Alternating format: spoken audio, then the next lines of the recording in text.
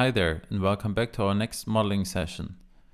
In this session, we will integrate 10 different scenarios or cases which the end user can use to run different scenarios. And we will start by going to our inputs time independent section and setting up our 10 scenarios over here. So here, this will be case 1. So all we do is type in a number 1, hit enter, and then to the cell right next to it, we will just add 1. So we make a reference to the cell to the left of it, +1. And then hold your shift key and press your right arrow key 9 times. Hit Ctrl R to drag over our formula here. And then we will do some formatting. So we will select all 10 scenarios or cases here, hit Ctrl 1. We will go to our custom section, and in front of standard, in quotation mark, we just write case. Then we will hit the space bar 1 time and 1 more time quotation marks. And you can see in front of our number, we will have case, space bar or space, and our number 1. Hit OK. So here, this section will be for our 10 cases in the inputs time independent section. And let's also give this a header style. So hit Alt-HJ, select table, hit enter. So this looks already pretty neat. And what we'll do here is we will select all this stuff here. So our operating lifetime and our construction period, hit Ctrl X to cut. So Ctrl X and then Ctrl V to paste it. Let's do the same with those inputs here. Ctrl X and paste. Let's only do it to the inputs. And also to our depreciation input, Ctrl X, paste, Ctrl V. Perfect. And what we then want for our other 9 cases is we want the same style of input cell here, but we don't want them to have an input yet. So let's hit Ctrl copy, mark all those cells, hit Ctrl copy, and then mark this entire field here with your shift and arrow keys button. And then we only paste the formats. So hit Alt H V S T for pasting special formats, hit enter.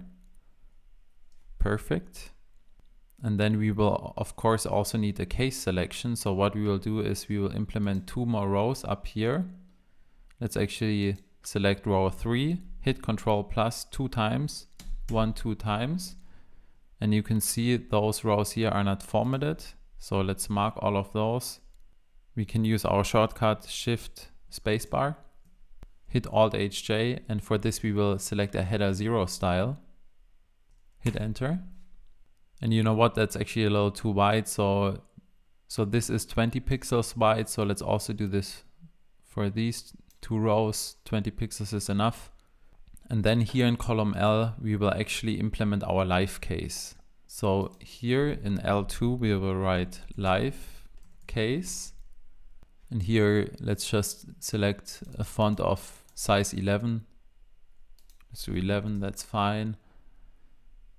Center. And here we'll create another dropdown where the end user can select the live case they want to analyze. So to do this, first we will give another list name. So let's mark all our cases like this again. Hit Alt F3 to access the name box, and we will name this list underscore cases. Hit enter. Then let's go 1 cell underneath our live case where we'll implement our dropdown. Let's see if you remember the shortcut. So we will access data validation through Alt A V V, hit tab, and we will select a list, tab 1 more time, hit F3, and let's select our list cases. Okay. Hit OK. And if you hit Alt down key, you can see all our different cases. And that the end user clearly sees it's an input again. Let's hit Alt HJ, select an input style. And for now, we will select case 1. Here we can also do some more formatting. So hit Ctrl 1, go to custom, scroll all the way down, and select our case style here. Okay, let's bold this. Shortcut for bolding is Control B if you look at your cheat sheet. And then let's also have a center alignment. So this looks pretty nice, I would say. And then last but not least, we will also name this cell as live_case. Hit enter. Great. And then we can also scroll down and actually implement our live case inputs here. And we will use the two functions that we just learned, our isBlank function as well as our offset function. So let's start with our development and construction period. And the formula goes as follows. We will start with an if statement, type in if tab, and our logical test will be isBlank. So first we want to evaluate whether a certain cell is containing any value or if it's empty. And for this, we will also use our offset function. So type in offset. And first we will have to type in our reference point, which is here column M, the cell right next to it. So this is column M in row 33. So we will write M33. So we refer to the cell right next to the cell.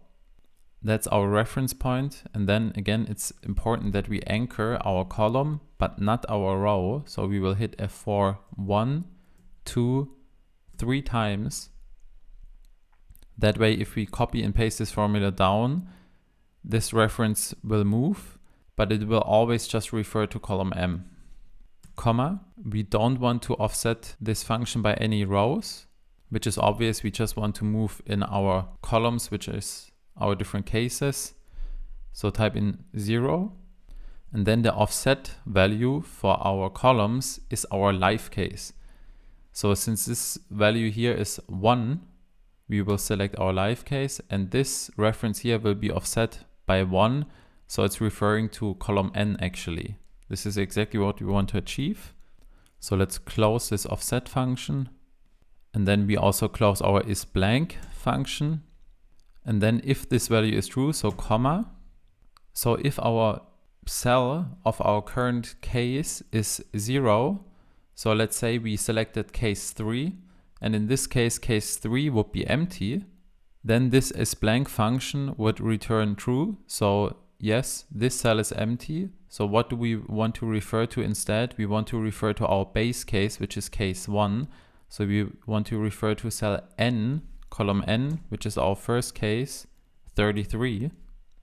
And here again, we will anchor it only to the column. So hit F4 1, 2, 3 times. And then on the other hand, if this case 3 were to contain any value, then we of course want to refer to this cell. So what we have to do is implement another offset function, offset. Our reference is again M33. Anchor it 1, 2, 3 times with F4 by 0 rows, so comma 0. And our columns again is our live case. So it's essentially the exact same offset function. Close parentheses 2 times, hit enter. And you can see we get a value of 2. And let's actually pick up this formatting here. So let's select all those cells here, copy, hit Alt HVST, enter. Let's do this also with this cell down here, copy, Alt HVST for only the formats, enter. So that way we actually picked up our years format and comma 0 style, but of course that's not an input, that's an in-sheet calculation. So hit Alt HJ and select in-sheet, hit enter. And let's do this also for, let's mark all those cells here and then those two as well. So I hit Control while I mark all those cells, hit Alt HJ, and that's an in-sheet style, okay. And then let's select case 3 to test it. So although we have selected case 3 now, we still return a value of 2, which is exactly what we expect, because this isBlank is returning a value of true. Since we don't have any inputs for case 3, we refer to N33, which is our base case here. And let's test what happens if we actually implement a different development period for case 3. So let's put in 4 years here. And you can see now instead it's picking up 4 years instead of 2 years. Let's delete this again.